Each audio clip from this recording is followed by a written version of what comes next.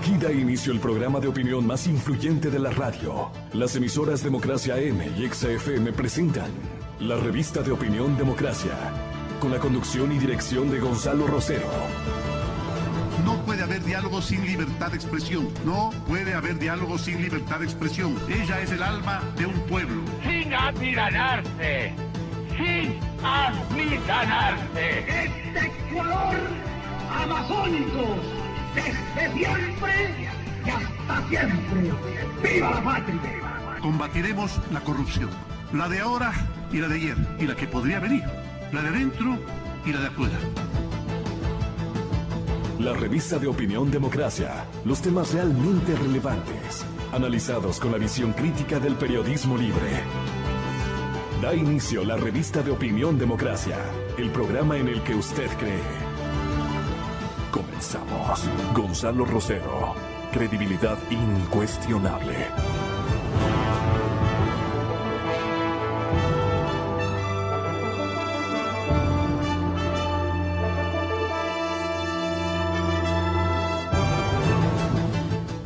Un enorme gusto, señoras y señores, muy buenos días. Estamos saludando a nuestros primeros invitados tras hacer una breve revisión de las prioridades informativas que prevalecen en este momento en el planeta. Yo creo que en todo el mundo la situación que acaba de ocurrir tanto en la ciudad de Barcelona como también el día clave para el vicepresidente Glass, su renuncia a ejercitar una renuncia y mantenerse a título de que no le han comprobado absolutamente nada, pone en jaque a todos los cuadros dirigentes del partido de gobierno. Y obviamente el disgusto del expresidente Correa, que seguirá interviniendo como Dios manda, dice él. Él, francamente, ya resulta un actor que produce una reacción de fastidio entre la colectividad nacional, salvo entre las personas y actoras, la mayor parte mujeres, de Alianza País, que no se sabe qué beneficios recibirían del señor vicepresidente para mantener una actitud ya prácticamente en contra de la mayor parte, el 90% diría yo, de los propios aliancistas. Para el efecto, señoras y señores, vamos a contar con la presencia del señor doctor César Montúfar, en lo jurídico del doctor Gonzalo Silva, ya mismo Mariana Yepes, exfiscal de la República, y también vamos a contar desde la ciudad de Guayaquil, más adelantito esto de la palabra, el razonamiento jurídico que tiene para este momento tan complicado que vive el país, de parte del señor doctor Vladimiro Álvarez Grau, ex ministro de Interiores de nuestro gobierno, personaje muy importante. Ahora hay un tiroteo en Las Vegas, hubo un tiroteo a eso de la 1 de la madrugada. Las últimas noticias en vivo y en directo que estaban dando las principales cadenas informativas de los Estados Unidos hablan de más de 50 personas que han fallecido, han muerto, y otras 200 están heridas. Como verán, los números redondos no son periodísticos, no tienen, digamos, una validez total. Simplemente son más de 50 personas y más de 200 que estarían muertas y heridas tras este insuceso registrado muy cerca del Hotel Casino de nombre Mandalay Bay. Los que visitan esta ciudad o los que han visitado esta ciudad saben de qué hotel se trata. Este tirador ya veterano ha sido identificado como Stephen Paddock, de 64 años de edad. Las autoridades buscan a su acompañante, que ya lo ubicaron hace contados instantes. Debemos tener en el última hora que nos acaba de llegar en directo. Esta señora se llama, o señorita, Marilou Darley, pero es asiática. No sé si japonesa, china, no se conoce hasta este momento. Pero son más de 50 personas, incluido el presunto autor, que ya ha sido identificado, como acabamos de manifestarles, que han muerto y otras 200 han resultado heridas en un tiroteo registrado en la noche de este domingo, diría yo en la madrugada de este lunes, porque haciendo cuentas el horario, a la 1 de la madrugada, hora de la ciudad de Las Vegas, ¿no? Hora de Las Vegas. Aquí estaríamos hablando de misma hora, tal vez con alguna diferencia. Ya nos traerá la información que Pondera tiene de última hora nuestro compañero productor. ¿Dónde está la última hora tiene usted? Vamos adelante entonces con la venia de mis invitados. Departamento de Policía de Las Vegas, el jefe de policía del sheriff dio una conferencia de prensa donde confirmó esas cifras y dijo que al menos 50 personas, incluyendo el presunto sospechoso, han fallecido y más de 200 personas han resultado heridas. Y esa cifra ha cambiado en el transcurso de un par de horas, porque se había dicho que 20 personas habían fallecido, pero esas cifras rápidamente cambiaron, y lo que hace eso es que pues ahora este se convierte en el tiroteo más mortal en Estados Unidos, y las autoridades todavía están investigando qué fue lo que sucedió, qué motivó al sospechoso, al presunto sospechoso, a cometer este tiroteo, donde, como acabamos de escuchar, varias personas resultaron heridas. También dijo el oficial durante la conferencia de prensa que el autor de la masacre disparó con una arma automática desde el piso 32 del hotel Mandalay Bay y ha sido identificado como Stephen Padlock, un hombre de 64 años de edad que vivía en el estado de Nevada. Y la última información que obtuvimos hace unos minutos es que él vivía en la ciudad de Mesquite, que se encuentra en la frontera con el estado de Arizona, una ciudad al sur del estado de Nevada, y como más de 100 millas para llegar a Las Vegas. Eso es lo que ha dicho. Las autoridades también han dicho que ellos nunca tuvieron contacto con este presunto sospechoso, Stephen Padlock. Esta es la primera vez que la policía de Mesquite, de esa zona, Mesquite, había tenido algún contacto con el presunto sospechoso. Dicen que nunca tuvieron ningún contacto con el sospechoso, así que todavía están tratando de obtener más información. También te comento, María Regina, que el jefe de policía ha dicho que encontraron varias armas en su habitación y que hasta el momento están esperando obtener una orden de cateo para poder entrar a su hogar y obtener más información para saber qué lo motivó.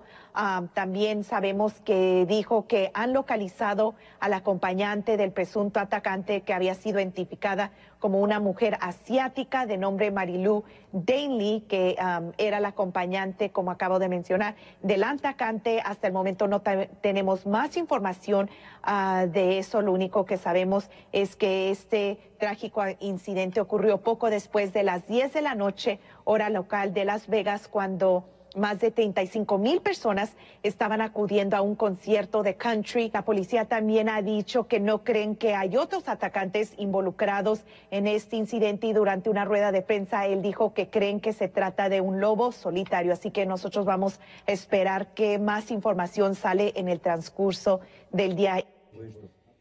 Absolutamente, estamos en este momento al aire, señoras y señores. Estamos aludiendo los temas políticos también de nuestro país, que son hartos significativos y que vamos a pasar inmediatamente a revisarlos, ya con la presencia, como anuncié, del doctor César Montújar. Valga la pena, inspiró una felicitación que yo la hago pública de parte del doctor Gonzalo Silva para César Montúfar por su comportamiento y protagonismo en todo el episodio político que está ocurriendo, que no ha tenido todavía un desenlace, pero que él ha tenido como acusador a nombre propio y a nombre de buena parte de la ciudadanía, obviamente de acrecentar la expectativa y más que eso, si no hubiera existido no contaban las autoridades de fiscalía, las autoridades que están favorables a que esto pase de agache o iba a pasar de agache. Bueno, pues si no contábamos con el concurso de un ciudadano siempre listo y valiente para arbitrar medidas que él consideró emergentes, para obligar especialmente al fiscal a que tome las riendas del asunto con mayor delicadeza. Entonces, ya vamos a comentar de aquello. Yo lo que quiero es señalarles que esta será una semana, vea cómo pensaba yo ayer, pensaba la mayor parte de los directores de medios, no del Ecuador, sino de todo el planeta, que esta iba a ser una semana bastante compleja. Ocurrió lo que ocurrió en España. Lo que ocurrió en España es cosa tremendamente grave, una tontísima intervención del señor presidente de la República Española en contra de ciudadanos con cabecera en la ciudad de Barcelona. Entonces, esto irradió un coraje nacional, un coraje que hoy va a terminar o va a definir un grito de independencia, y luego viene este tiroteo en Las Vegas, y luego vendrán obviamente desenlaces en territorio ecuatoriano, y de eso queremos hablar precisamente en horas de la noche de esta antevíspera. El juez penal de la Corte Nacional de Justicia, Miguel Jurado Favara, que lleva el caso de Odebrecht, se hizo eco del pedido también del fiscal general Carlos Vaca Mancheno y dispuso fecha y hora para revisar las medidas cautelares que pesan en contra del vicepresidente Glass y de su tío Ricardo Rivera. Pero aquí me parece que en este líder informativo hay una falla muy grave, porque lo que animó al fiscal fue el pedido de la Procuraduría General del Estado, que nosotros le llamamos la atención el día viernes en la mañana y frontal y duramente al procurador le dijimos que estaba pasándose de agache, sí, y que tenía una especie de compromiso para evitar que esto tome el vuelco que le dio inicialmente el doctor Montúfar, y con la complementación de esta tardía pero importante intervención del señor procurador, ni para comparar con su señor padre. El señor Procurador General del Estado formalizó su participación como acusadora particular en contra de los 18 procesados por el delito de asociación ilícita en el caso Odebrecht, entre ellos Jorge Glass y su tío Ricardo Rivera. La fiscal general del Estado durante este fin de semana tomará más versiones dentro de la etapa de instrucción fiscal que concluirá el día de mañana. Carlos Jurado, delegado de la Procuraduría, acudió al reconocimiento de firmas, con lo que formalizó la participación de la entidad como acusador particular. Lo hace 48 horas antes de que culmine la etapa de instrucción, que se extendió por 120 días. Bueno, pues señoras y señores, aquí está el doctor César Montúfar, nos acompaña con el respeto de siempre. Saludamos la comparecencia de la doctora Mariana Yepes, ya lo hicimos en favor de la distinguida también presencia del penalista Gonzalo Silva. Entonces, ahora sí, doctor, nos va a hacer el favor de hacernos conocer cómo queda la situación especialmente jurídica y política, doctor Montúfar. Muy buenos días. Muy buenos días, Gonzalo, un gusto poder estar con usted en esta mañana. Quisiera saludar tanto a la doctora Mariana Yepes como al doctor Gonzalo Silva, que también participan en este panel, y un saludo, por supuesto, a todos los oyentes de Radio Democracia. Bueno, efectivamente, la instrucción fiscal concluyó el día de ayer, y la semana pasada el fiscal general había pedido ya al juez Jurado Favara, que es quien está a cargo de la causa, audiencia para la reformulación de medidas cautelares. Este es un tema que habíamos venido solicitando, demandando, pidiendo desde ya hace algunas semanas, incluso desde el momento en que se produjo la vinculación del vicepresidente Glass a este proceso, y era absolutamente imperativo e inminente.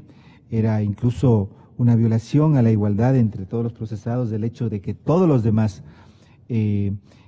procesados en esta institución fiscal tengan o prisión preventiva o arresto domiciliario para quienes tienen más de 65 años, y solo el vicepresidente Glass, que es un vicepresidente sin funciones, además tenga la posibilidad de utilizar toda la maquinaria del Estado, las oficinas de la vicepresidencia, para hacer una campaña publicitaria como buscando defender en la opinión pública lo que debería defender en el proceso.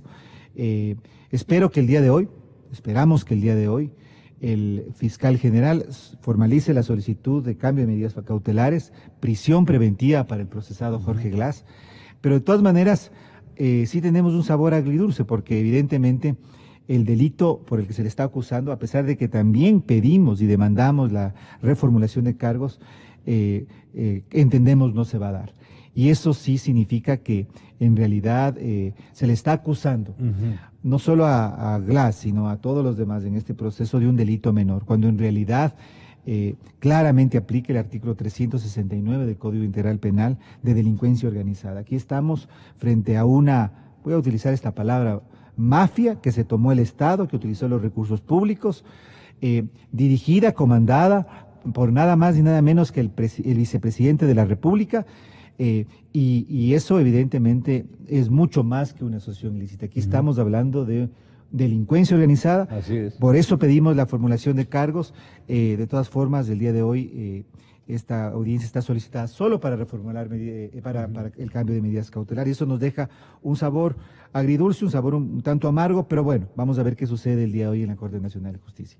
Bueno, nosotros hicimos nuestro trabajo muy bien meditado por nuestros actores informativos y de análisis durante los días jueves y viernes. Y el día viernes nosotros insistimos en el artículo correspondiente del Código Integral Penal, en el que se define, pero con una claridad increíble, como haberlo redactado ese artículo, el 369, para el caso ecuatoriano de esta hora. Por eso es que pedimos, con la venia suya, doctor Silva, a nuestra ex fiscal general de la República, de experiencia y de gran ánimo, para colaborar con la verdad, que es lo que más nos importa. Nosotros destacábamos precisamente el artículo de asociación de delincuencia organizada, hablábamos, 369. El 369 del Código, señor fiscal actual, doctor Vaca, revise adecuadamente. Señor Procurador General del Estado, usted tenía que ser el primero en solicitar esto. A ver, la persona que mediante acuerdo o concertación forme un grupo estructurado de 2 o más personas que de forma permanente o reiterada financien de cualquier forma, ejerzan el mando o dirección o planifiquen las actividades de una organización delictiva con el propósito de cometer uno o más delitos sancionados con pena privativa de libertad de más de 5 años, que tenga como objetivo final la obtención de beneficios económicos, que tenga, señor fiscal Vaca, que tenga, dice el 369, que tenga como objetivo final la obtención de beneficios económicos u otros de orden material, será sancionada con pena privativa de libertad de 7 a 10 años.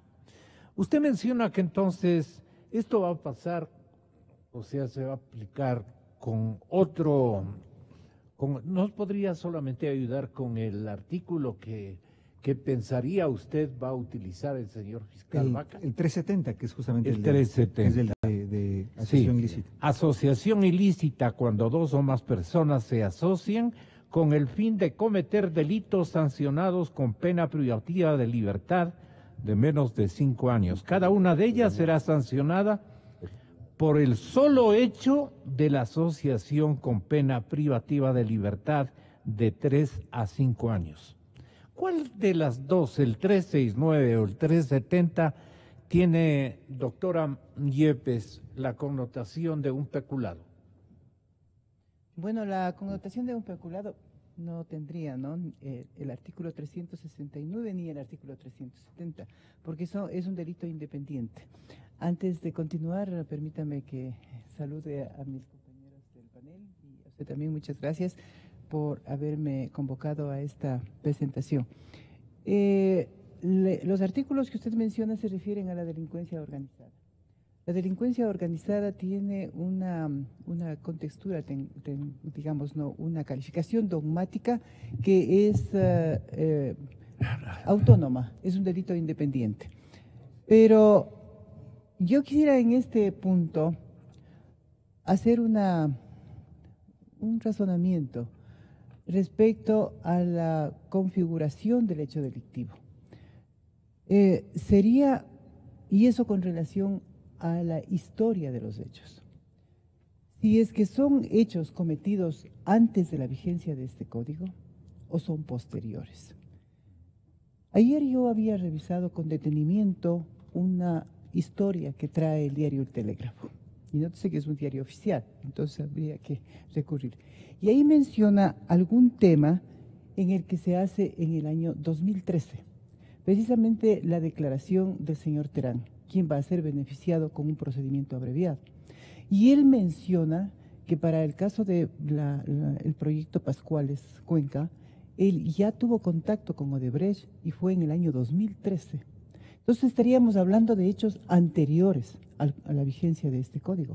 Y si hablamos de hechos anteriores a la vigencia de este código, perdóneme que le diga, que perdone el doctor Vaca, no es asociación ilícita. Porque la asociación ilícita configurada de acuerdo con el anterior código es para delincuencia normal, digamos, no, para delitos, como por ejemplo asaltar bancos, asociarse para invadir domicilios, para asesinar a una persona, porque con absoluta claridad y con una gran coincidencia, el propio artículo 370 del código anterior menciona que se reúnen ¿para qué? Para atacar propiedades o personas. Este no es el caso. Entonces, yo no sé si se está tramitando con el código anterior. Definitivamente no sé, solamente sabemos lo que pasa de acuerdo con las noticias. De esto sabrá más el doctor Montúfar, que se incluyó en el proceso como acusador particular. Si es que es así, estamos aplicando lo que correspondería no es una reformulación de cargos. Si es que estamos así, no correspondería eso, sino abrir una nueva instrucción por los delitos posteriores. No, si es que estamos así, porque de lo contrario estaríamos haciendo una mezcla espantosa. Pero si es solamente por hechos cometidos a partir del año 2014 en que se pone en vigencia el COIP, entonces sí estamos frente a un delito de delincuencia organizada. Y por esa razón, en ese caso, sí correspondería solicitar una reformulación una audiencia para la reformulación de cargos. ¿Y por qué digo que es el 369, lo de delincuencia organizada? Por la finalidad de la organización. ¿Cuál es la finalidad? Cometer delitos que están sancionados con más de 5 años. Eso es lo que le caracteriza a la delincuencia organizada. Porque el 370, que habla de asociación ilícita, es cuando se reúnen para cometer delitos sancionados con menos de 5 años. Ninguno de los eventuales delitos, llámese peculado, llámese enriquecimiento ilícito, llámese lavado de activos, están sancionados con menos de 5 años. Lo que considero es que además debería haber otros procesos, otras indagaciones, otras instrucciones por una infinidad de hechos que se ha cometido. Porque parecería que esto, asociación ilícita entre comillas, o correctamente delincuencia organizada, es un abanico, ¿no? Con el que se está encubriendo, o un parasol, digamos, con el que se está encubriendo otro tipo de delitos que son más graves y de mayor incidencia social. Entonces habría que hacer una revisión exacta. Yo no sé, tal vez el señor fiscal, que yo considero que está actuando, no soy nadie como para aconsejarle, tal vez no va a pedir reformulación de cargos, sino que va a pedir que se inicie otra instrucción. La delincuencia organizada. Otra audiencia para eso. La delincuencia organizada por tantas personas para tomarse dineros del pueblo ecuatoriano, ¿sí o no? Dineros del Estado. Exactamente. ¿Y qué es eso? Peculado. Es otro delito mayor. Pero es también especulado. Exactamente. Pues, ¿por qué me capotean a mí? No. Es un peculado. Yo lo que le había dicho es no. que el 369 no habla de peculado porque tiene una identificación propia. Claro. Pero ¿cuál es la por finalidad? el tipo de organización, Exacto. digamos, ¿Cuál es la para finalidad del artículo de la delincuencia organizada? Cometer delitos de mayor gravedad, como el peculado, como el enriquecimiento ilícito, como el tráfico de influencias, lavado de activos, con absoluta claridad. ¿Acaso aquello que se menciona por parte de alguno de los involucrados en este proceso, de que se abren cuentas en el exterior para ahí depositar las coimas, no es un lavado de activos? Es clarísimo, y es un lavado de activos. Entonces, y es sancionado con penas superiores a los 5 años. ¿Sí? Doctor Silva, bienvenido. Gracias, Gonzalo, por la invitación. Tocayo. Un saludo cordial a la señora doctora Yepes, al señor doctor ¿Qué le parece a Montúfar. usted? Mire, primero, a la ciudadanía, por supuesto. Mire, permítame felicitarle públicamente al señor doctor Montúfar por la clase de Derecho y la clase de Ética que le dio ayer al doctor Franco, abogado del vicepresidente Glass. El doctor Franco está acostumbrado a creer de que el que más grita es más valiente. Exacto. Y el que calla o el ponderado es un cobarde. No es así. Él desconoció públicamente de que se trataba de una audiencia pública, que escucha y ve mucha gente, y que él es un abogado. Y los abogados no podemos considerar a las defensas jurídicas como un pugilato innoble en un cuadrilátero cualquiera, en el que hay que acudir al esquinazo artero para el triunfo de una defensa. No, señor. El abogado tiene que mantener una ponderación desde la cumbre de la serenidad que le impone su ubicación, a no descender al abismo de la incuria, de la impudicia. No, señor. Eso es propio de gariteros y de rosnos. Ahora, yéndonos al punto. A mí me sorprende, y comparto 100% con la exposición de la señora doctora Yepes. ¿En qué sentido? En la explicación que se ha dado sobre la asociación ilícita y sobre la delincuencia organizada.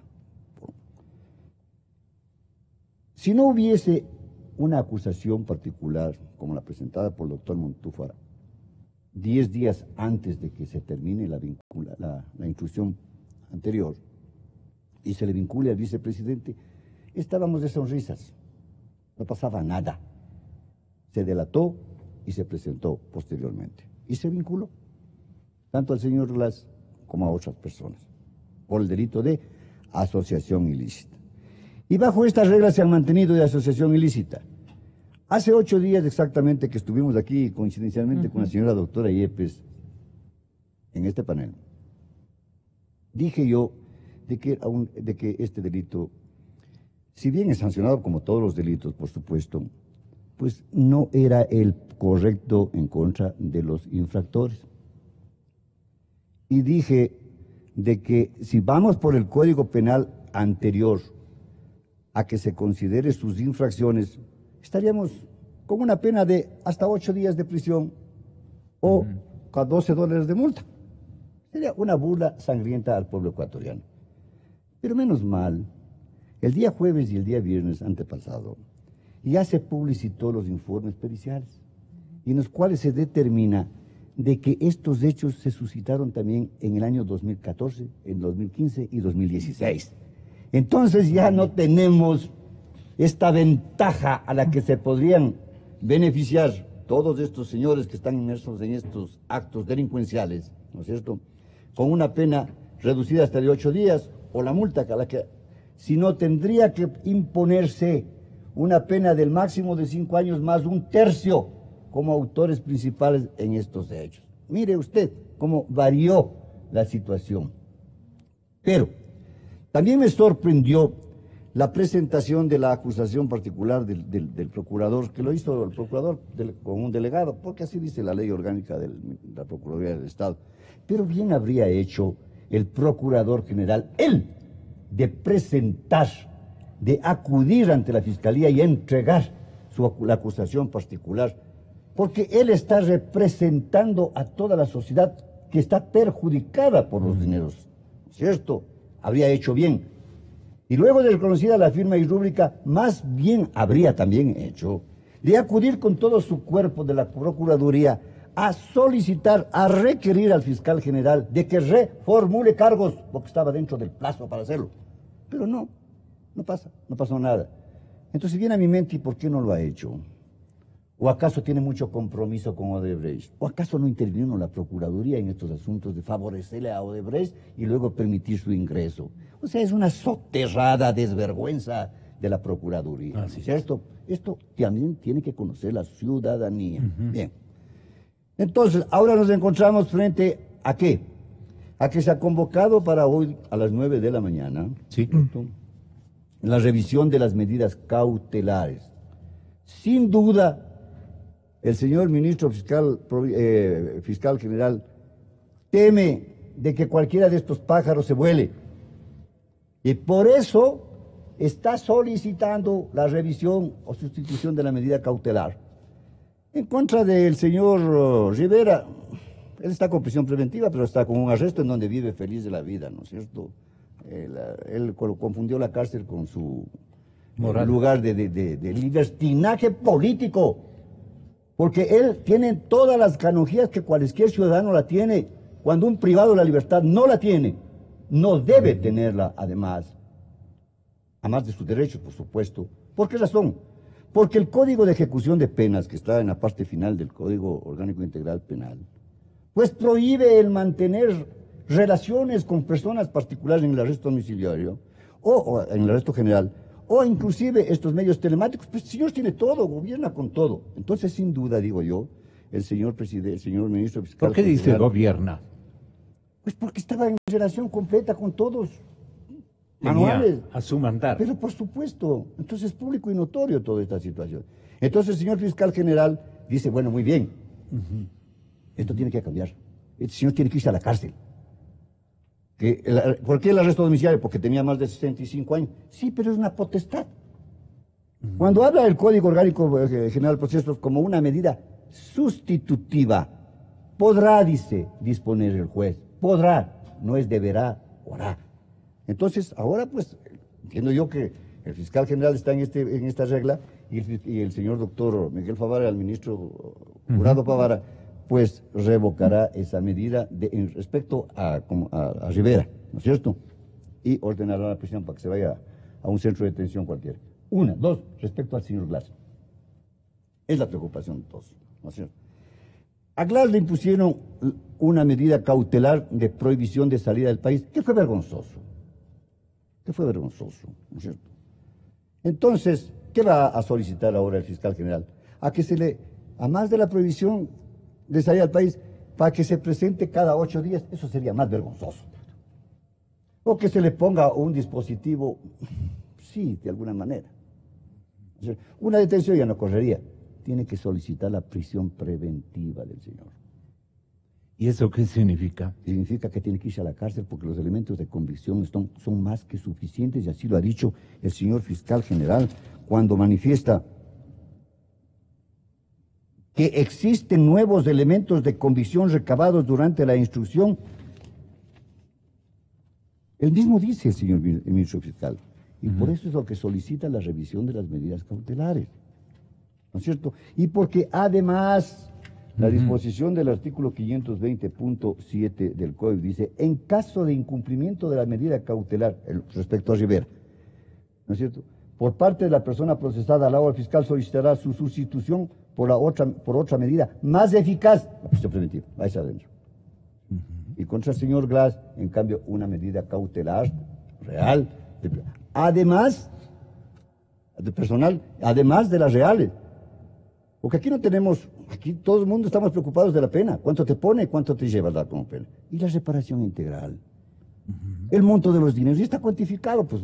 La misma Procuraduría dice que son más de 40 millones de dólares. ¿Quién va a responder por todos estos dineros? ¿Dónde está la incautación, la prohibición de enajenar los bienes? ¿Dónde está el secuestro de los bienes? ¿Dónde está la retención de las cuentas corrientes? El tránsito a indagar el lavado de toda esta enorme cantidad de dinero tiene que ser un proceso que continúa, obviamente, hasta el final, hasta recuperar los dineros de propiedad de la gente. Por supuesto. No es un asunto particular. El daño que han irrogado es al presupuesto de la gente. Pero para pobre. eso son las medidas cautelares, Gonzalo. Sí. Para de alguna manera establecer o prever de que no se disipe estos dineros que mañana pasado podemos recuperar. ¿Qué sería una medida que genere desfachatez en la intencionalidad del señor fiscal después de todo lo que tiene y ha recopilado? Bueno, doctor Montevideo, perdones. Bueno, en primer lugar quisiera agradecer muchísimo las palabras del doctor Silva, tan generosas conmigo. En segundo lugar, un poco comentando un tema importante que mencionó la doctora Yepes respecto a cuál es el código con el que tiene que juzgarse este proceso, esta causa.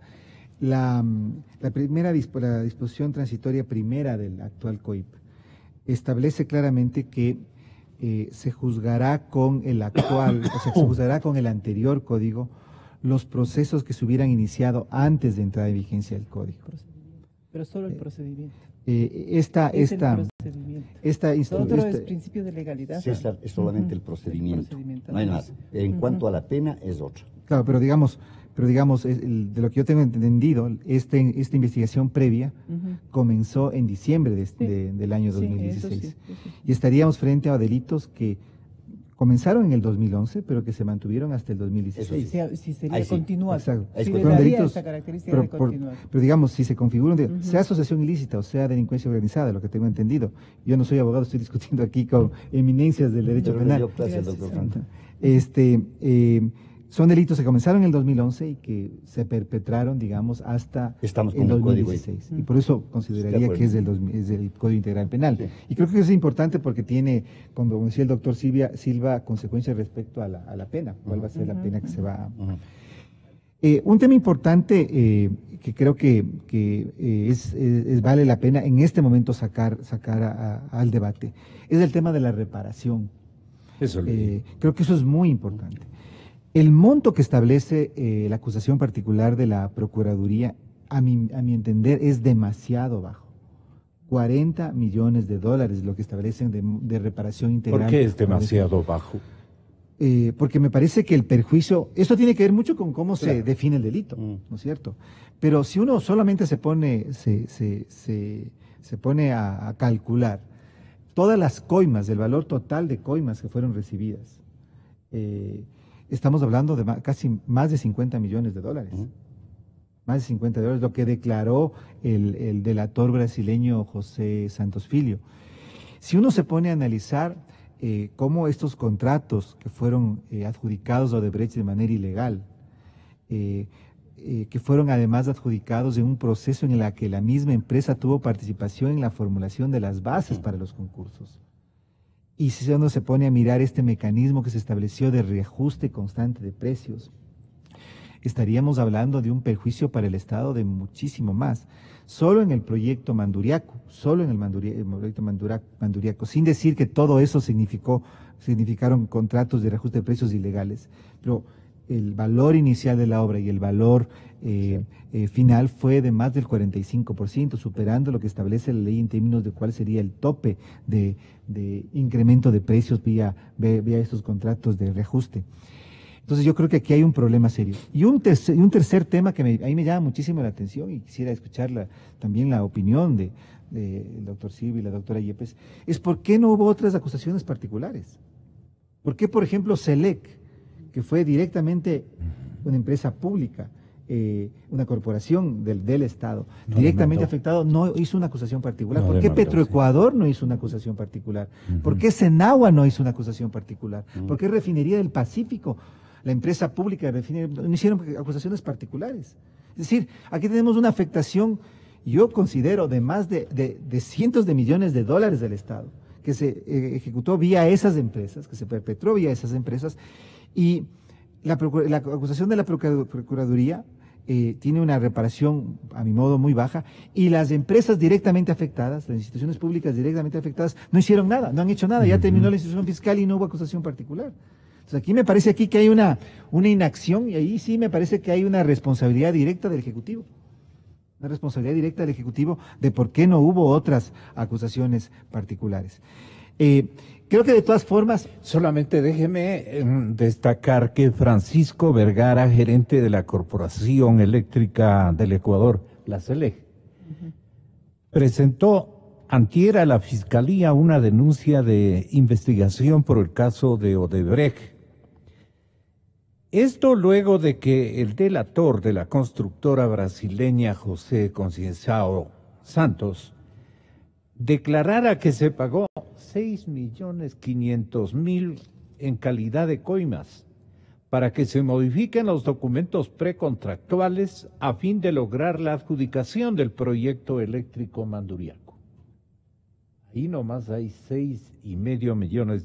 La denuncia se enmarca en investigar a quienes fueron los encargados del proceso de contratación y ejecución del proyecto. Esto todavía no está determinado, que digamos.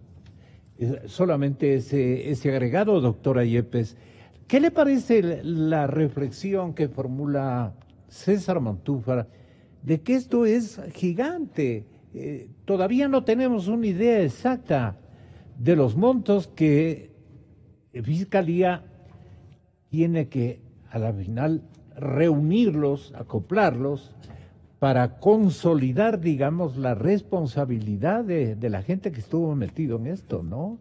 Y de manera que sí se cometieron también esbozos de peculado, más que esbozos, categóricamente son dineros del Estado, ¿no? Que se robaron. Estoy plenamente de acuerdo con el doctor Montúfar en la afirmación de que esto es muy grande, de que los efectos perjudiciales para el Estado son enormes, ¿no?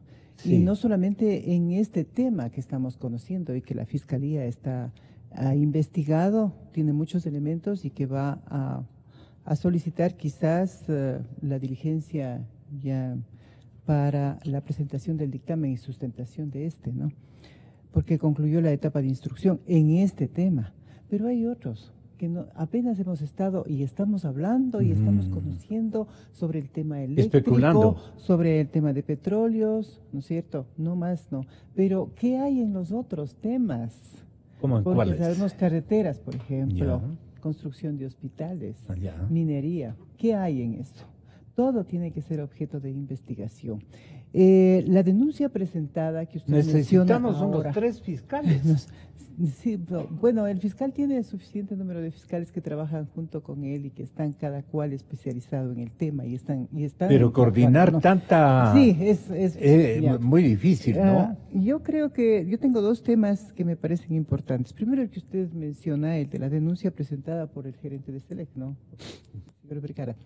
Yo creo que eso va a dar lugar, no para que se incluya dentro de este proceso que está concluyendo en manos del fiscal, pero lo que sí, para que se inicie una, ya no indagación, yo creo que es una instrucción, porque existen elementos suficientes de lo que está mencionando el gerente de Select. Entonces, ese es otro delito. Ese es otro delito, ya no hablemos de la organización. Este sí sería otro delito independiente. Otro delito totalmente independiente. Ya, y entonces hablaríamos ya ya de un peculado, hablaríamos de los otros delitos relacionados con la corrupción, ¿no? Que son 4 delitos y entre ellos está el peculado, pero hablaríamos de eso si se está violentando las normas de la contratación. Pero yo quería mencionar algo que se nos está escapando. El señor Rivera cumple arresto domiciliario. Ahora, pues como ya ve que van a revisar las medidas, tuvo una afección física en su salud y claro, con eso va a una clínica y la alteración de las medidas, la modificación le coge en una clínica, ¿no? En un centro de salud. Bueno, pero antes no va a suceder aquello. Pero yo quería, con relación a él, mencionar que cuando él está con arresto domiciliario, si aceptamos al testigo protegido que ha aportado con el pantaleo, que toda esa información, lo que él manifestó también fue que él ordenó, estando con arresto domiciliario, ordenó que se borren todas las informaciones constantes en la computadora, que él acuciosamente, no sabemos por qué, pero que él sacó copia, ¿no es cierto? ¿Qué estuvo haciendo ahí el señor Rivera? ¿Qué es? Cometió un delito, que es el fraude procesal. Entonces debería ser objeto de otra instrucción, que está clarísimo si tomamos en cuenta lo que dijo este señor Villavicencio, creo que es, no recuerdo. Alcibar. Entonces, el 272 es sumamente claro. La persona que con el fin de inducir a engaño a la o al juez, ¿qué era? Quería inducir al engaño en el decurso de un procedimiento civil o administrativo, ante un procedimiento penal o durante él, o sea, cometió otro delito. Bien, yo creo que existe muchísimo trabajo para la Fiscalía y para la Justicia Penal. Y yo quisiera en este momento... El señor fiscal Vaca pensaba que iba a pasar lo más pronto con 4, como dijo el término de ayer del señor presidente de la República, no vale repetirlo, en su discurso en Montecristi, que estaba también muy molesto, solicitando y exhortando a que sus compañeros de movimiento, a sus hermanos de ideología, no respalden una cosa tan clara, extrema en gravedad además, ¿no? Y con una cantidad de actores que ni siquiera pertenecen al partido. Era una especie de pirámide que estaban conformando. ¿Cómo juzgarían eso desde el lado jurídico? Que el señor fiscal no solamente tiene que darse cuenta de que quienes hacían indistintamente, digamos, quienes perpetraron negociados aquí, negociados allá, negociados por acá, sino que iban a una sólida pirámide que rescataba todo eso y que naturalmente ponían en la mitad un sombrero. Y por eso es que da la vida, el señor expresidente de la República ofrece la vida por digamos en este caso, pensando mal o pensando muy bien, el otro dueño del sombrero. Lo están defendiendo a ese nivel y el señor fiscal tiene que darse cuenta de que todo iba a parar en un solo lugar. A eso me refiero. Había una sólida tesorería, si cabe el término, o no están de acuerdo con esta precisión de Yo creo que El no periodista solamente... que es una pregunta. No, yo Nosotros creo que... nos toca preguntar. Mira, mi criterio es Mariana que Yepes. no solamente iba hacia una sola persona, también se beneficiaban aquellos que estaban en el camino, luego. pues, y se han beneficiado muchísimo. Desde luego. Tenemos personas involucradas que con pruebas totalmente Y unos contundentes, guambrones, ¿no? que daban en todo, permisos en todo sentido. de Yo contratación quisiera y mencionar todo, en esto del que respaldo emitían informes. que le da la asamblea, ciertos asambleístas y señoras asambleístas, que le dan al señor Glass ese respaldo.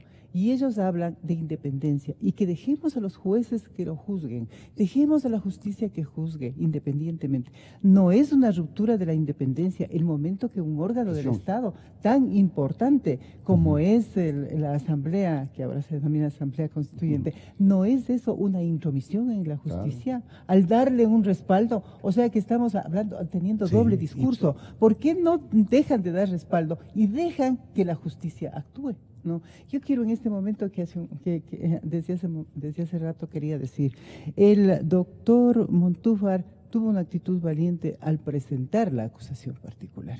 ¿No? Es importantísimo porque va a estar presente en el proceso. O sea, tiene la posibilidad inclusive de actuar prueba en el momento de la etapa de juicio, ¿no? Porque ahora pues es como cualquier otro ciudadano, pero cuando sea la etapa de juicio tiene que intervenir, porque está representando a la sociedad, porque este es un delito que no solamente afecta al Estado, porque queremos recordar que el Estado, de acuerdo con el propio COIP y con la Constitución, es víctima, que antes no era víctima, no tenía esa calidad. Hoy el Estado es víctima. ¿Y quién representa al Estado? El procurador. Pero los delitos que se siguen con acción de modo público, ¿no?, con la intervención del fiscal, afectan a la sociedad entera. Entonces, ¿quién representa a la sociedad? Es el fiscal para el ejercicio de la acción pública, pero como víctima la sociedad.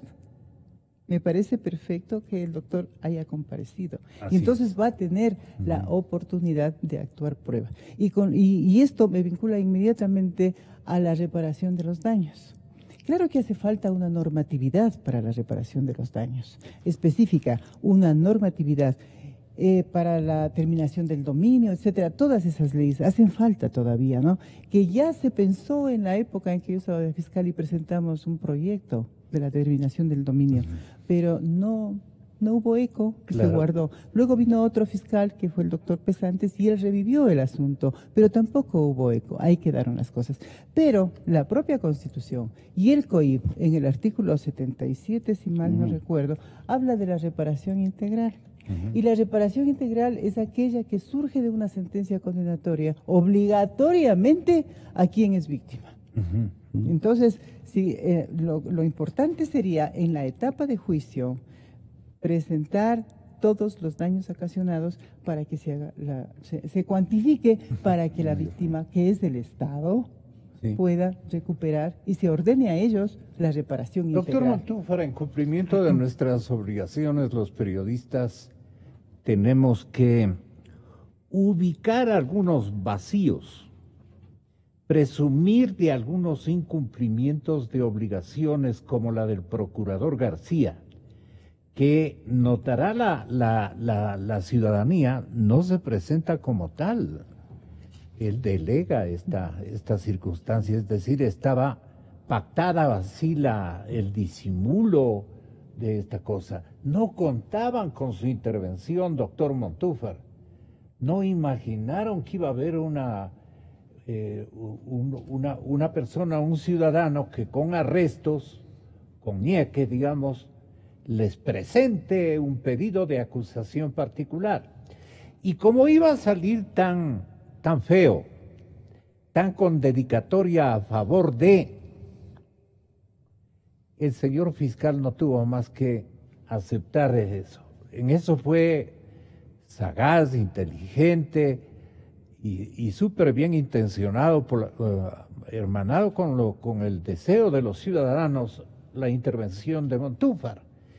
Y el señor doctor Montúfar logró el propósito. Ya cuando no hay cómo disimular más, la Procuraduría General del Estado empata a un gol por bando, pues no, o pretende hacer un empate con lo suyo, ya cuando las cosas están encaminadas para otra circunstancia. Entonces, aludiendo esto de los que defienden a la corrupción, el señor presidente Lenín Moreno dijo muy molesto ayer en Montecristi. No sigan defendiendo a los corruptos, no señor. Si usted es honesto, libérese de ellos, porque si no, llama a la duda, pues, llama a la duda. Si es que se lo sigue defendiendo, se llama a la duda, hasta yo desconfío, pues, yo desconfío. Y en ese momento veo que a lo mejor se viene a construir un esquema mafioso de terror, en el que a lo mejor había más de un involucrado. No, y 1000 veces no vamos a dar la espalda a la responsabilidad de encarar con firmeza cada uno de estos problemas y además de enfrentarlos con la única forma de enfrentar la mentira. Porque la verdad es una sola. La mentira puede tener muchas caras. La verdad es una sola. Y no me vengan a decir que las coimas no dañan las obras. Ahí tenemos Yachay, 4 edificios inmensos con fallas estructurales.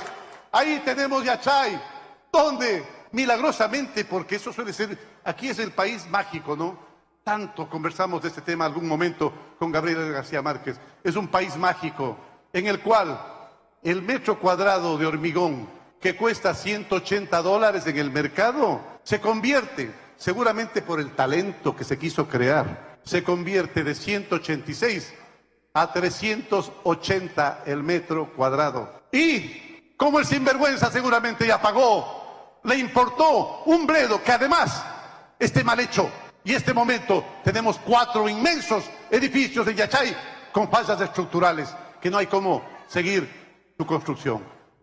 ¿Qué más conocerá el presidente Moreno, doctor Montújar? Que incluso llegó a decir que otro pendejo venga a disimularles. Pero yo no voy a ser ese pendejo. Pero también recibimos un país, con una excesiva deuda externa y una estructura, 700, 800, 900 obras sin terminar y que legalmente no hay cómo terminarlas. Tenemos, queridos asambleístas, que enviar una ley que nos permita concluir esas obras de aquellos que no se preocuparon de terminar las obras. ¿Para qué terminar la obra, pues? ¿Qué otro pendejo las concluya, pues? ¿Para qué terminarla? Entonces que no me vengan a decir, que nadie me venga a decir, y peor un exmandatario, no tiene derecho a decirme que las obras en las que ha ido Coimas son buenas obras. Mentira.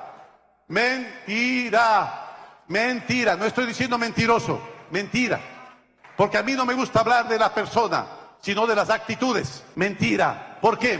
Porque aquel que da una coima cree que puede hacer de la obra lo que le da la gana. Eso no es verdad. Claro, ¿acaso que tiene ya compromiso? ¿Qué le importa que la obra salga o no? Pues, ¿qué le importa? Ya no tiene compromiso porque ya pagó a un sinvergüenza la coima y sabe que ese sinvergüenza jamás en la vida le pedirá cuentas. ¿Cómo le parece, doctor Montújar? Bueno, creo que, como hace un momento mencionaba la doctora Yepes, esto es el comienzo de un proceso muy largo, en que Pero usted podría hacer un inventario de qué cosas faltan descubrirse y que esto tiene, digamos, una energía directa hacia la investigación. O sea, ya hay una tendencia, ya hay un compromiso histórico, ya nadie puede parar esta tendencia, quiero significar, ni siquiera el fiscal general. Me abro la pregunta. Lo que sucede es que recién estamos comenzando. Yo me pongo a pensar y reflexiono un poco fuera del... Pero recién estamos comenzando. ¿Quién tiene la responsabilidad de continuar? Eso es lo que yo quiero preguntar. Pero fíjese, Gonzalo, yo creo que de todas formas es importante lo que está ocurriendo. Digamos, el día de hoy vamos a asistir a una audiencia en menos de una hora, a una audiencia en la que posiblemente, esperamos, se cambie medida cautelar y el vicepresidente vaya a prisión preventiva. Eso sería lo deseable para el país, lo deseable para la institucionalidad. Pero si miramos en perspectiva, estamos frente al entramado de corrupción más grande que se ha construido en la historia de la República. Lo que el delator brasileño nos decía hace varios días en el testimonio anticipado, lo que le dijo a la justicia, es pavoroso, es humillante, es obsceno. Y finalmente terminamos con una formulación de cargos por asociación ilícita. Si es una cosa pequeñita frente a la magnitud colosal de un entramado de corrupción que rebasa toda forma, toda imaginación. Yo solamente, a mí se me quedaron dos frases del actor cuando dijo que él iba a la vicepresidencia de la República, a la oficina de la vicepresidencia de la República, que en ninguno de los países en los que él ha trabajado tenía acceso a la vicepresidencia de la República, a la oficina de la vicepresidencia de la República, y se reunía con el señor Glass y le decía lo que eran las necesidades de Odebrecht. Y el señor Glass en su presencia llamaba por teléfono y daba órdenes. Es decir, que quien gobernaba los sectores estratégicos era Odebrecht. Eso es algo que jamás nos pudimos imaginar. Entonces, en una ocasión me pidió $1 millón, dijo, exacto, a nombre del expresidente Correa para la campaña electoral. Entonces, si uno se pone a pensar en lo que cayó el país, lo que está ocurriendo ahora es recién un inicio. Y creo que ese inicio comienza demasiado tibio. Yo creo que comienza demasiado tibio. Con una asamblea comprometida, con instituciones de control, con instituciones como la Procuraduría, que yo creo que siguen tímidas, ¿no es cierto? Con una fiscalía que está en manos de un fiscal que fue parte del anterior gobierno. Esa fue una de las razones, o la razón principal por la cual yo decidí hacer la acusación particular, luego de haber hecho 3 denuncias y ver que las cosas no estaban caminando como debían caminar. Es decir, yo creo que estamos frente a una situación de inicio. Ahora, solo en los sectores estratégicos, que fue esta entelequia que creó el gobierno de Rafael Correa, tenemos el tema eléctrico que apenas ha comenzado a ser mirado, porque está todo el tema de las grandes empresas, grandes hidroeléctricas construidas con empresas chinas. Yo creo que ahí está un tema fundamental. Está el tema petrolero y el tema de la venta anticipada de petróleo. Está el tema de la construcción de infraestructura. Estamos hablando solo de los sectores estratégicos. Entonces, yo esperaría o creería o quiero creer que hay una decisión política ya del gobierno nacional en función de luchar contra la corrupción. Cuando veo, por ejemplo, que ni CELEC, que ni Petroecuador, ni Refinería del Pacífico, ni Senagua han presentado acusación particular, a mí me parece que hay mucho discurso. Ese discurso del presidente Moreno tan radical en contra de la corrupción, sí, me parece bueno, pero debe haber acciones también. La denuncia que ha hecho el secretario, el gerente de SELEC. ¿Cuál es, señor doctor Silva? A ver, Gonzalo.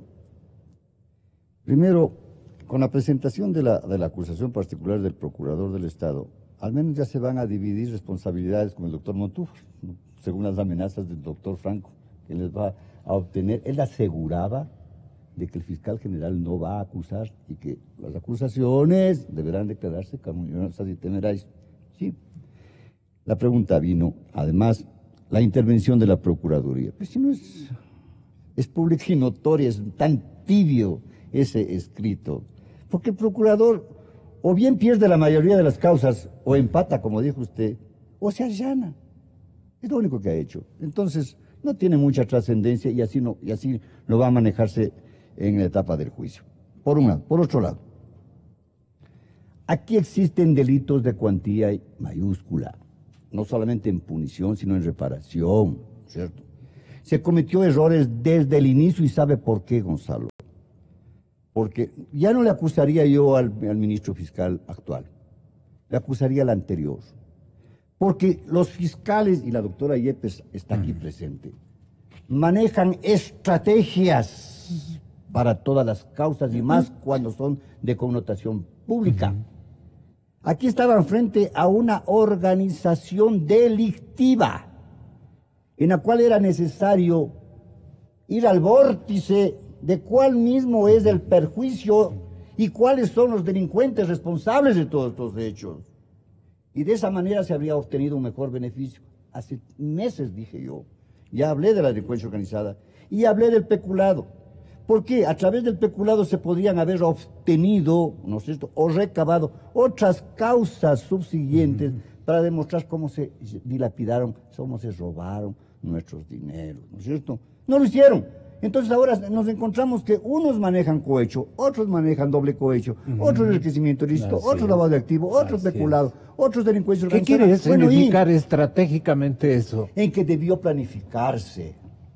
¿A quién le correspondía planificar? A la Fiscalía, pues, como único propietario de la acción penal pública. Con esta estrategia y una metodología, los dueños de la plata. Pero en una metodología, debían haber hecho ya y muchas cosas, pero ahorita nadie sabe. Que el pueblo ecuatoriano ahorita asociación ilícita, una pendejada de causa, una pena insignificante, y la plata siguen repitiendo. Y los demás delitos, y los responsables de los otros delitos. Porque fíjese, escucharle solamente al señor Contralor General del Estado ahora, que ha ordenado la revisión de todos los informes de Odebrecht, implica que ahí están una cantidad enorme de auditores inmiscuidos en el problema, más cuando el señor brasilero dijo que había entregado $4.100.000, algo así, además de los 6 millones a Poli, y que estos eran para los informes. ¿Qué implica? ¿Quiénes hacían los informes? ¿Poli hacía los informes? No. Y Poli ni siquiera firmaba los informes, para que usted sepa. Y ahora el Contralor está dando la razón a muchos abogados que hemos estado cuestionando estos informes de Contraloría. ¿Quiénes firmaban? Generalmente... ¿El subrogante? Uno. O generalmente el director de patrocinio. Está haciéndose el pilas del subrogante. Firmaban todos los autorizados. El subrogante está haciéndose el pilos. Yo dije desde el comienzo. Si él trabajaban entre los dos. Y reconoció públicamente que lo hizo, ¿no es cierto? Se cambian de ternos y quieren aparecer de otra manera. Así se manejaba y se maneja la Contraloría. Imagínense, doctor. ¿Y cuánta gente inocente o que pudo haber acudido a una reparación integral inmediata por la mínima intervención penal está pagando la pena, o prófugos otros, mientras estos delincuentes liberados e incluso muchos de ellos enquistados en el gobierno nacional? Ahora hay una cosa, Marianita, no se me escapan, pero esto me parece que es muy importante.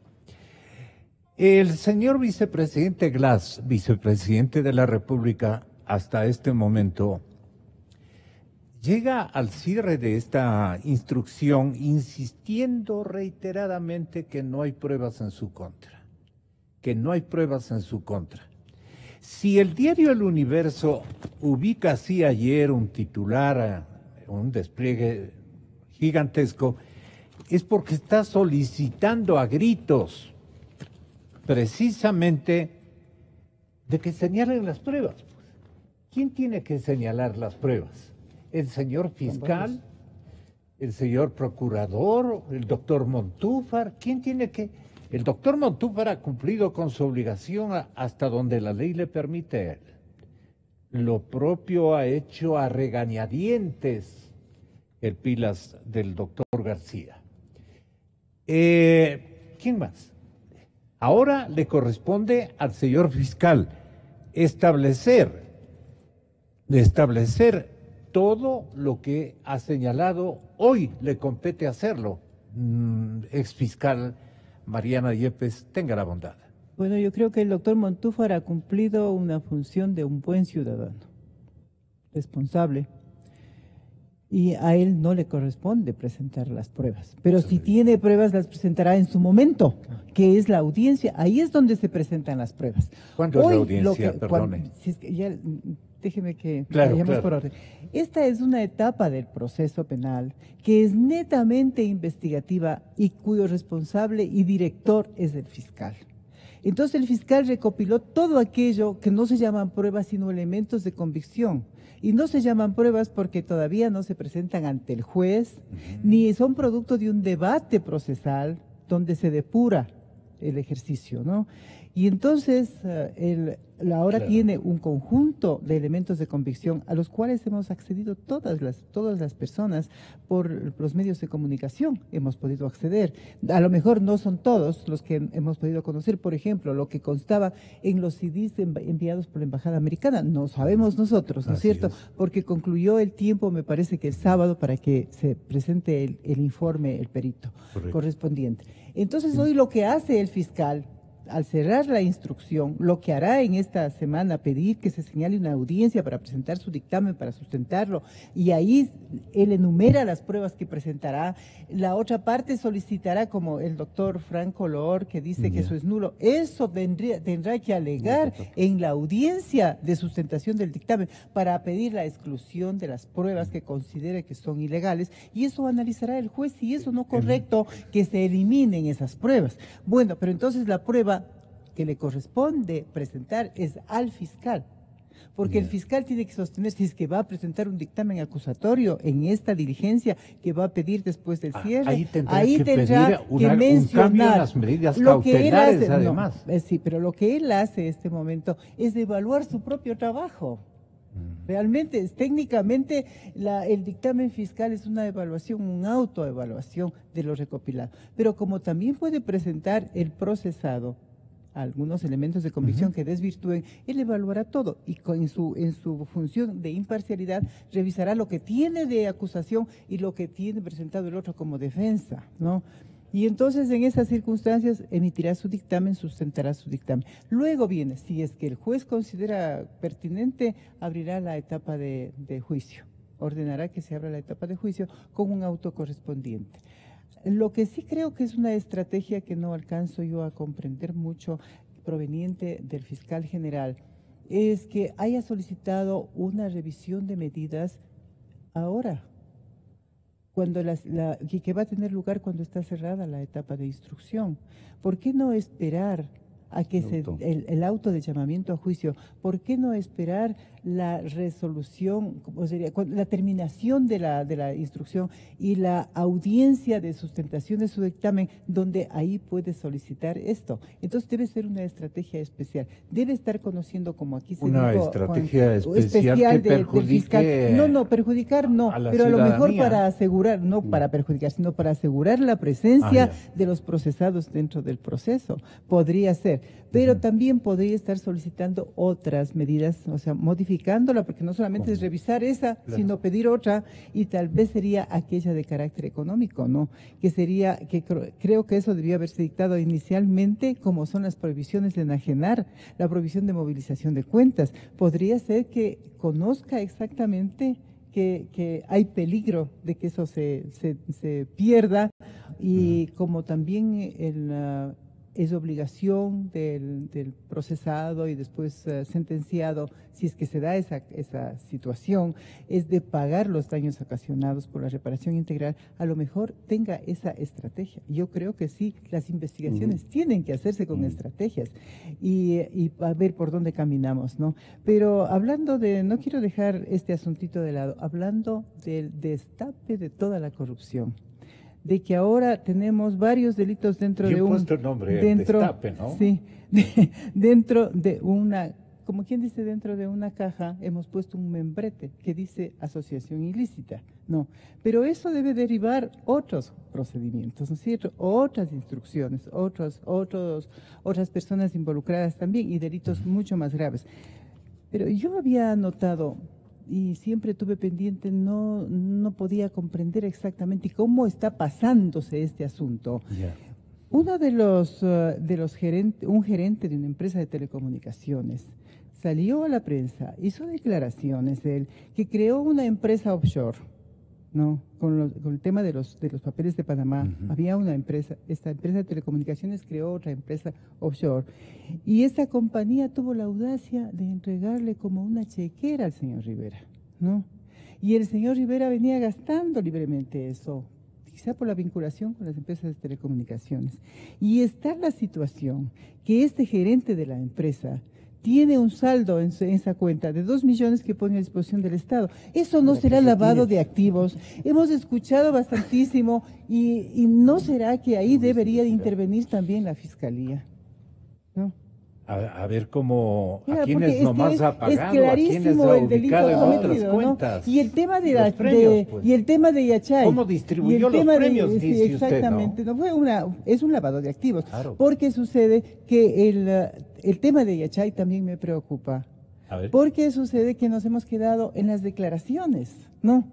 El presidente hace una tremenda declaración, él hace el descubrimiento, pero ya es hora pues que el nuevo gerente de Yachay EP presente una denuncia penal, porque esto es el típico peculado, es peculado, ¿sí?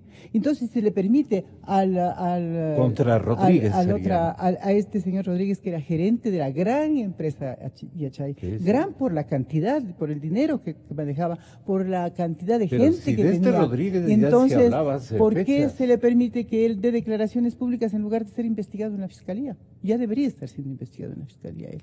Esto es un asunto gravísimo, ¿no? Porque no la inicial constitución de la universidad, del establecimiento, era para beneficio Lo que no queda de la provincia, claro, y no para beneficio personal de una empresa. Doctor Silva, doctor Montúfar, la última molestia. Lo que no queda claro para la ciudadanía es quién tiene que reclamar la aplicación de la delincuencia organizada y no de la asociación ilícita. El fiscal. Exclusivamente el fiscal. No, él supóngase que él ya es partidario o ha hecho el convenio con, no digo con los interesados, pues no sería el colmo, pero ya ha hecho el convenio con su propio conocimiento jurídico, y ha hecho él su conciencia y su convencimiento asociados, ha tomado la decisión de aplicar el 370, doctor Silva. ¿Quién puede reclamar después de la investigación que hace anotar incluso el discurso del presidente de la República? Hace advertir de que no estamos contentos con eso, Mire, y de que tiene que investigar de otra manera. Mire, Gonzalo, los señores asambleístas olvidaron que, si bien es cierto, el delito es perfecto, las evidencias no. Y se olvidaron de cubrirse totalmente, porque al crear el concurso real y el concurso ideal de infracciones, les hicieron añicos, porque toda esta clase de delitos, de infracciones que se están manifestando y procesando, son autónomos y seguirán sumando, como le están sumando ya a Pareja y a Nuseli, ¿no es cierto? Y llegaremos a unas penas de 30, de 40 años tranquilamente. Estos se olvidaron. Este es el inicio, como decía el doctor Montúfar. Sí, se olvidaron. Porque si habrías continuado con el código anterior sobre el concurso ideal que hablamos ahora, que es el delito mayor resultante, podían robarse todo, matar a todo mundo, dilapidar con los bienes de todos, y no pasaba más de que se le ponga el delito mayor, el 2x1 y todos los beneficios. Esta era la ley anterior. Y ellos mismos crearon este Frankenstein que ahora les va a comer a ellos mismos. Mire.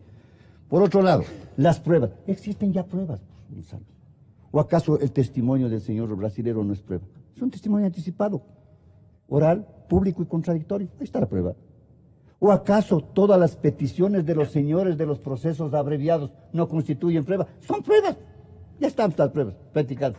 Pero los que solicitaron los procesos abreviados no consideraron algo que es muy importante. El juez no les va a conceder ninguna concesión de proceso abreviado. ¿Por qué razón? ¿Qué razón? Porque las atenuantes no tienen trascendencia frente a la gravedad de las agravantes y no puedes rebajarles.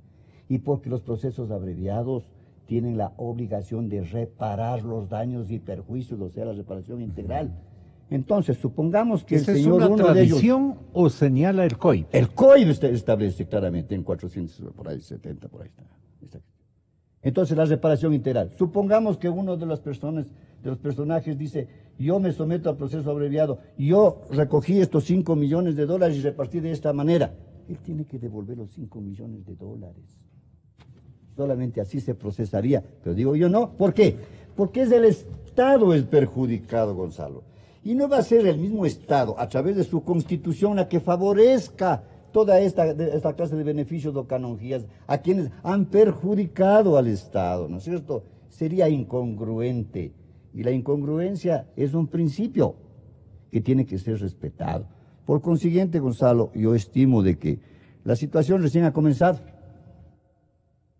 Esperamos la consulta popular, esperamos la cesación inmediata de los que están representando a los órganos de control, que se encargue provisionalmente a los que el señor presidente disponga, provisionalmente digo, hasta la consulta popular en la que ya se dilucide completamente todas las nuevas designaciones. Amerita y es necesaria la consulta popular.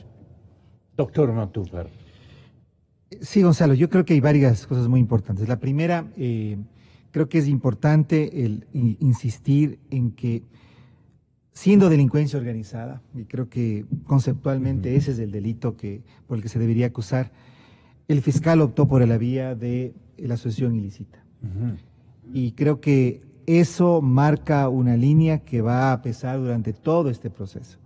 Sin embargo, creo que es importante también decir que, tratándose de delitos autónomos que se acumulan, se abre un camino, y aquí claramente, además de la asociación ilícita, hay peculado, hay cohecho, hay lavado de activos, hay concusión, y las pruebas que han sido, o los indicios que han sido acumulados durante esta instrucción, claramente apuntan a eso. Por lo tanto, esta es una instrucción fiscal que culminó, pero que va a derivar en otros procesos. ¿No a la persona del vicepresidente Glass? No, por supuesto que sí, por supuesto que sí. Yo creo que lo que dijo José Santos Filho, de que Rivera era un intermediario entre Glass y Odebrecht, un intermediario entre él y el vicepresidente, en realidad es clarísimo. Los correos electrónicos, los chats con los que aportó Rivera, Alcíbar, es el ex colaborador de Rivera, van en la misma dirección.